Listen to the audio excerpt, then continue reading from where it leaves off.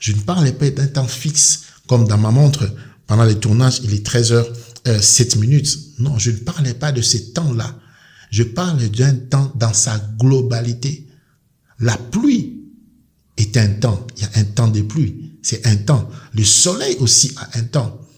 Le froid est un temps. Ce sont des saisons. Et si tu ne serais pas en déphasage avec moi si tu disais qu'il y a une saison pour tout.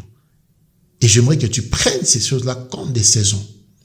Et la plupart des problèmes que nous avons chez nous les chrétiens, nous ne savons pas lire les saisons. Il y a de ces personnes qui ne sont plus supposées être avec nous, que nous gardons dans nos bras. Et l'Ecclésiaste dit, il y a un temps pour prendre dans les bras, mais il y a un temps aussi pour s'éloigner.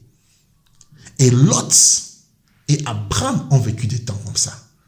Abraham était famille de Lot.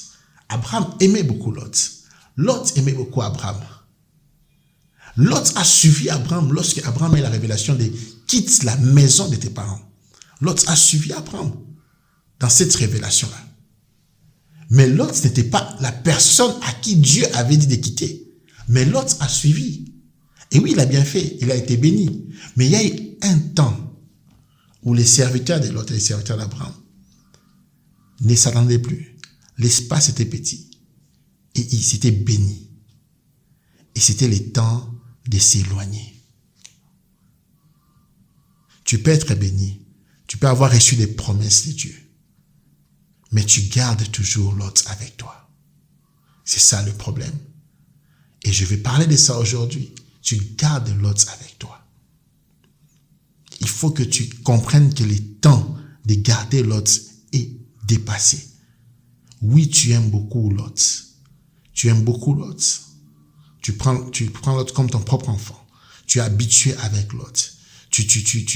Parfois tu fêtes avec Lot. Tu marches avec Lot. Tu conduis avec Lot. Tu es avec Lot partout.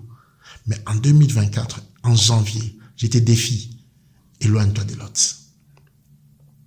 C'est qui Lot? Lot, c'est d'abord une personne. C'est d'abord une personne.